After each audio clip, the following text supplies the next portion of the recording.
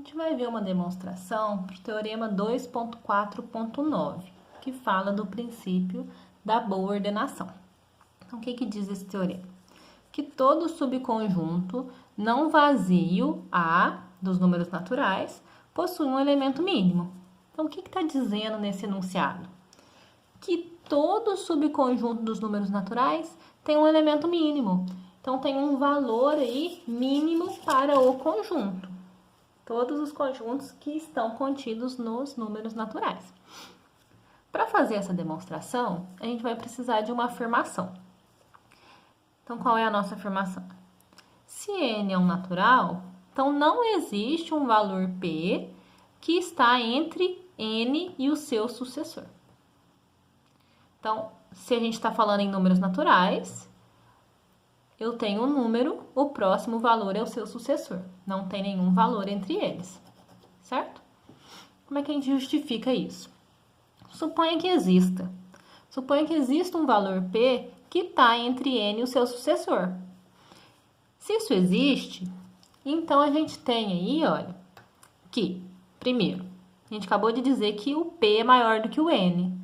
Então, o p, ele é a soma de n mais algum valor, que eu estou chamando esse valor de A.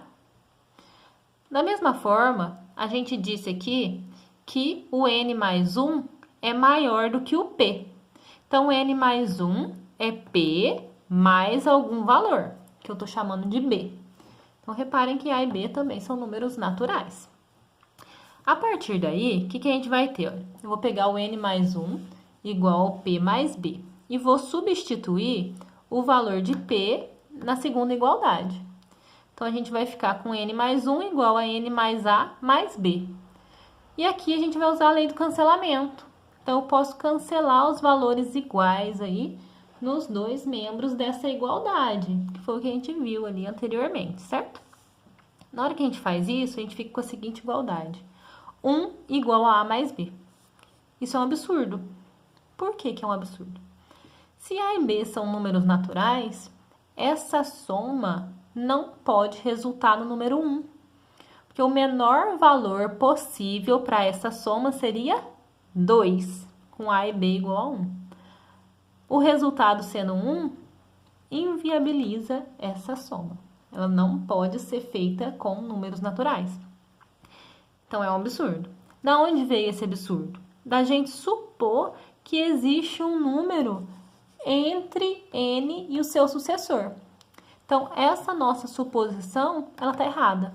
Então, a gente tem que admitir que não existe nenhum valor p natural que satisfaça essa condição. Então, se a gente tem um número, o próximo número aí, com certeza é o seu sucessor, n mais 1.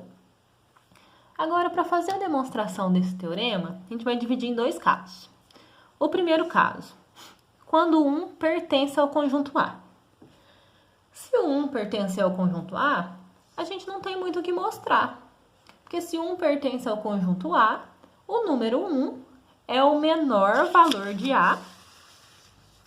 E pronto, ele é o seu elemento mínimo. Né? 1 é o menor valor de todos os subconjuntos dos números naturais que o contém. Agora, o segundo caso. E se o número 1 não pertence a A? Se o 1 não pertence a A, a gente vai considerar o seguinte conjunto.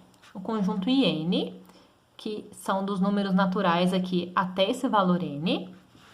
E o conjunto X, que é o conjunto também dos números naturais, tais que IN está contido em N menos A. Então, na hora que a gente constrói esse conjunto, reparem que a gente está pegando aí, olha, os elementos de N, que são naturais, mas não estão em A. Então, a gente está pegando os elementos de N até um certo valor, certo? A partir de um certo valor N, a gente não vai ter mais aqui números no conjunto X, porque eles estarão no conjunto A, certo? Então, reparem que todos os elementos de A, eles são maiores do que um N, que esse N aqui, ó, certo? Todos eles. Dessa forma, a gente pode inferir o seguinte. existe um número n que pertence a x, tal que n mais 1 não pertence a x. Então, existe um valor aqui, olha, nesse conjunto x, tal que o seu sucessor já não pertence a esse conjunto mais. Certo? Por que não? Porque ele está contido em A. Reparem nisso. Então, o que a gente tem ainda? Olha, o x, ele é diferente dos naturais. Ele é diferente dos naturais, porque o nosso conjunto A, ele não é vazio. Então, a gente vai ter algum elemento aí no nosso conjunto x. Então, a gente vai saber aí, a gente vai concluir que existe um valor P pertencente ao conjunto A, de tal forma que o P, ele é menor do que n mais 1, certo? É o que a gente falou aqui, ó, vem dessa afirmação. Existe um P no conjunto A, tal que P é menor ou igual a n mais 1. Mas o P, ele é maior do que n. Por que ele é maior do que n? Porque todos os elementos de A são maiores do que n. E se o P pertence a A, ele também é maior do que n. Como ele é menor ou igual e maior, ele é menor ou igual a n mais 1 e maior do que n, o que a gente conclui disso? Que ele tem que ser igual a n mais 1. Não existe outra opção, pela nossa afirmação anterior, certo? Não existe outra opção. Então, o P ele é igual a n mais 1. Pronto. A gente acabou de encontrar o elemento mínimo de A, que é o próprio P. Então, todo subconjunto dos naturais possui um elemento mínimo.